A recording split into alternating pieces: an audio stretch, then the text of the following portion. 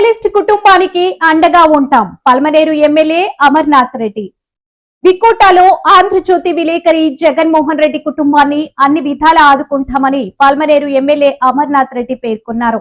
2 రోజుల క్రితం దారుణంగా హత్యకు గురైన జగన్మోహన్ రెడ్డి కుటుంబాన్ని గురువారం పల్మనేరు శాసనసభ్యులు అమర్నాథ్ రెడ్డి పరామర్శించి వారిని ఓదార్చారు. ఎవరికి అపకారం చేయని తన భర్తను పట్టపగలు నడిబొడ్డున పాశవికంగా హత్య చేసిన దుండగులను చట్టపరంగా కఠినంగా శిక్షించాలని మృతుని భార్య ఈ సందర్భంగా ఎమ్మెల్యేను వేడుకున్నారు. ఆమె అభ్యర్థనపై స్పందించిన ఎమ్మెల్యే నిందితులపై కఠిన చర్యలు తీసుకుంటామని హామీ ఇచ్చారు. అలాగే బాధిత కుటుంబానికి ఆర్థికంగా భరోసా కల్పిస్తూ కుటుంబంలో ఒకరికి ప్రభుత్వ ఉద్యోగంతో పాటు పిల్లల విద్యకు అవసరమైన ఆర్థిక సహాయం అందించి ఆ కుటుంబాన్ని ఆదుకుంటామని హామీ ఇచ్చారు. ప్రభుత్వం ప్రత్యేక చొరవ చూపి బాధితులకు న్యాయం చేయాలని పాత్రికేయ సంఘాలు ఎమ్మెల్యేకు వినతి పత్రం అందజేశాయి. ఈ విషయాన్ని ప్రభుత్వం దృష్టికి తీసుకెళ్లి మృతుని కుటుంబానికి త్వరితగతిన న్యాయం చేకూరుస్తానని ఎమ్మెల్యే విలేకరులకు స్పష్టం చేశారు. ఈ కార్యక్రమంలో డీఎస్పీ డేగల ప్రభాకర్, తెలుగుదేశం పార్టీ నాయకులు రామచంద్ర నాయుడు, రంగనాథ్, రాంబాబు, కార్యకర్తలు పెద్ద సంఖ్యలో పాత్రికేయులు పాల్గొన్నారు. Subscribe ANTV AP news channel.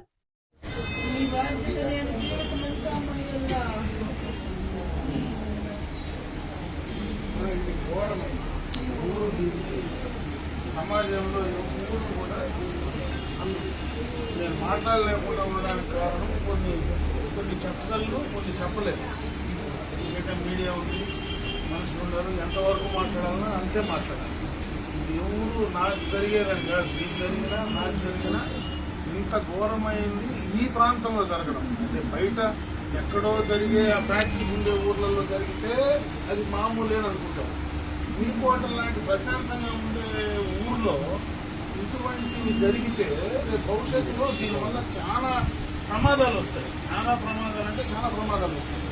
దానికి సొల్యూషన్ ఖచ్చితంగా గవర్నమెంట్ తీసుకుంటుంది. నేను చంద్రబాబు నాయుడుతో మాట్లాడినా, నేను హోమ్ మినిస్టర్ కూడా డైరెక్ట్గా మీకు అక్కడి నుంచి నేను హోమ్ మినిస్టర్తో మాట్లాడించిన, ఆయనతో కూడా మీటింగ్లో ఉన్నాడు కాబట్టి ఆయనతో మాట్లాడేదానికి అవకాశం లేకపోతే నేనే పోయి జరిగిందని చెప్పిన ఇమీడియట్గా ఎస్పీతో, వాళ్ళ డిఐజీ కూడా ఎస్పీతో మాట్లాడినాడు, ఇంటెలిజెన్స్ డీజీ మాట్లాడినాడు.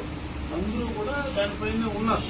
కాకపోతే కొన్ని సందర్భాల్లో ఏ సమయంలో ఏం చేయాలనే దానిపైన శిక్ష ఇంత దారుణమైన దానికి ఏం శిక్ష పడాలనేది వాళ్ళే డిసైడ్ చేస్తారు సార్. కాబట్టి మీకు ఎవరు ఈడ ఈ ఇన్సిడెంట్ జరిగిన దానివల్ల ప్రతి ఒక్కరి మనసులో నీకంటే ఎక్కువ బాధ ఉంది. మీరు బయటపడుతున్నారు ఫ్యామిలీ మెంబర్లుగా, నా మనసులో ఉండేది బయట పడలేకుండా. అందులో నాలాంటి వాడు నేను బయట పడేదానికి అవకాశం లేకుండా మనసులోనే పెట్టుకొని ఉండాలి.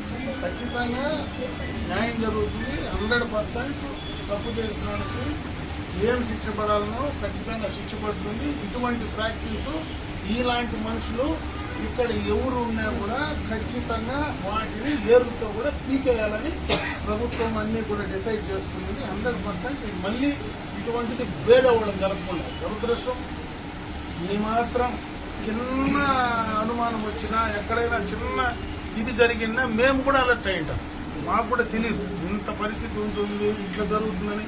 మాకు మా అందరికీ ఏమాత్రం కొద్దిగా మాకు ఇన్ఫర్మేషన్ పల్స్ తెలిసింది కూడా ఈరోజు ఈ నష్టం జరగకపోయాను. దురదృష్టం మన చేతిలో లేదు, మా చేతిలో లేదు. ఖచ్చితంగా ఏం చేయాలో జరిగే తీరుతుంది. ఆయన కూడా చెప్పినాము, ఏ రకంగా న్యాయం చేయాలనో 100% చేస్తాం. నా వరకు 100% మీ కుటుంబానికి ఖచ్చితంగా అండగా ఉంటాం. మేమందరం కూడా ఉన్నాం. మీకు ఎప్పుడు ఏ అవసరం వచ్చినా నాకు చెప్పండి. తప్పనిసరిగా కూడా మేము మీకు చేయడానికి సిద్ధంగా ఉంటాం. మీ మనసులో అంతకంటే నేను బయటపడి కూడా చెప్పలేను. ఫోర్స్ఫుల్గా ఉన్నా, అందుకే నా భార్యను కూడా పంపించిన. నేను అందుకని నేనైతే స్ట్రైట్గా ఇంటికే వస్తాను. బయలుదేరిన రాత్రి 9-11 అయింది రాత్రి. ఇంకా అర్లీ మార్నింగ్ బయలుదేరి నేరుగా కారులోనే స్ట్రైట్గా ఇంటికి రీపోర్ట్కోవచ్చు. మాకు కలుసుకోవడం బాగుంది, బాధలేం కాదు. ఇటువంటిది ఏడు జరిగిందంటే మా వల్ల కావడం లేదు తట్టుకోవడం. బయట అడవిలోనో ఊర్లోనో ఇంత టౌన్లో ఇంత ఊర్లో పట్టపగులు, అది అర్లీ మార్నింగ్ 7:30-8కి జరిగిందంటే ఈ ఊర్లో జరగడం అనేది ఇంకా తట్టుకోలేకుండా. మీకు లాంటి ప్రశాంతమైన ఊరు ఇది. ఇప్పటి నుంచి ఇక్కడ ప్రశాంతంగా అన్ని వర్గాలు కులాలు ఉండే చోట కూడా కలిసి మనం అందరం కూడా బతుకుతాం. ఇటువంటి చోట ఇటువంటి కల్పిట్స్ ఉండి ఇటువంటి చీడ పురుగులు ఉండే దాన్ని ఏరకపోతే రేపు ఇక్కడ అందరు సమాజానికి ఇబ్బంది వస్తుంది. మనకే కాదు, ఒక మంచితనమే ఇప్పుడు జరిగేదానికి కారణం సార్, వేరే ఏం లేదు. ఆయన దగ్గర ఉండే మా అల్లుడి దగ్గర ఉండే ఒక మంచితనము ఈ పొద్దు ఇంత దారి దిగింది. అదే నేను నా కుటుంబము నా బిడ్డలు నా జరుగుతుంది. మేము కూడా తిరుగుతూనే ఉంటాం, పబ్లిక్ గా ఏడుదల పోతాము, మనుషులతో మాట్లాడతాము. ఎవడన్నా ఏం చేస్తాడని ఎట్లా ఎక్స్పెక్ట్ చేస్తాను? నేను కూడా అందరితో ఫ్రీగానే నాలాంటి వాడు కూడా కొంచెం తిరుగుతాను. తిరిగినప్పుడు ఇట్లా జరుగుతుందని ఎట్లా మనము రెస్పెక్ట్ లేకుండా ఉన్నాం. ఎప్పుడైనా ఇటువంటిది ఏదైనా ఉందని నిజంగా తెలిసింటే జగనే చెప్పుడా నాకేదో ఫలానా అనుమానం ఉంది అనేది ఎక్కడైనా స్మెల్ చేసినట్టే ఆయనకే తెలిసి ఉండాలి. భగవంతుడు ఆయన లేడు కాబట్టి మనకు తెలియదు. ఏమాత్రం అనుమానం ఆయనకు తెలిసిందా కనీసం మనకి ఏదైనా చిన్న లూప్ పోలు ఇచ్చిందా కూడా ఈ పరిస్థితి రాకుండా చేసుకొని ఉండేదేమో. ఒక చిన్న రిక్వెస్ట్ సార్, నేను మీ పైన అటాక్ చేస్తానంటే మీ పక్కన ఎవరైనా నాకు సపోర్ట్ చేయలేదు సార్. అన్ని బయటకు వస్తాయి. అదే నేను అన్ని రావాలా. Yeah.